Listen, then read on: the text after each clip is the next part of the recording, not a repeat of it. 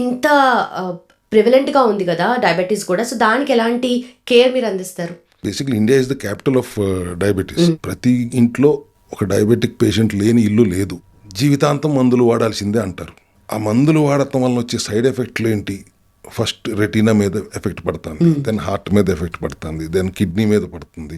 Kidney మీద effect అయ్యిందంటే దాన్ని సరి చేయడం ఆల్మోస్ట్ ఇంపాసిబుల్ సిచ్యువేషన్లో సికేడి క్రానిక్ కిడ్నీ డిసీజ్కి వెళ్ళిందంటే వూండ్ హీలింగ్ ప్రాబ్లం వస్తుంది, గ్యాంగ్రీన్లు వస్తున్నాయి, ఏళ్ళు తీసేస్తారు, ఇవన్నీ కాకుండా న్యాచురల్గా మనం కంట్రోల్లో ఎట్లా ఉంచుకోవాలి అనేది సెల్ హెల్త్ విధానం. అది ఎట్లా? మనం తినే ఆహారం నుంచి స్మాల్ ఇంటెస్టైన్ గ్లూకోజ్గా మార్చి రక్త ప్రవాహంలోకి పంపిస్తుంది. మీ 25 లక్షల కోట్ల కణాలకి శక్తి కావాలి, అది గ్లూకోజ్ నుంచే తీసుకోవాలి.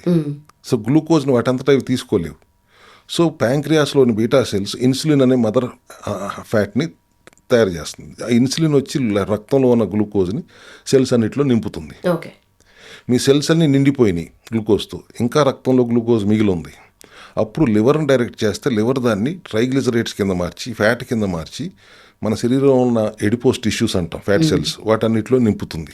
మగవాళ్ళు ఎక్కువగా పొట్ట భాగంలో ఉంటుంది, ఆడవాళ్ళలో పొట్ట, సీటు, తైసు, చేతులు అన్ని చోట్ల ఉంటాయి. ఎప్పుడైతే ఎడిపోస్ టిష్యూస్ అన్నీ కూడా నిండిపోయిన తర్వాత ఇంకా బ్లడ్లో గ్లూకోజ్ మిగిలి ఉంటే ఇన్సులిన్కి ఏం చేయాలో తెలియదు. ఆ పరిస్థితినే టైప్ 2 డయాబెటీస్ అంటాం.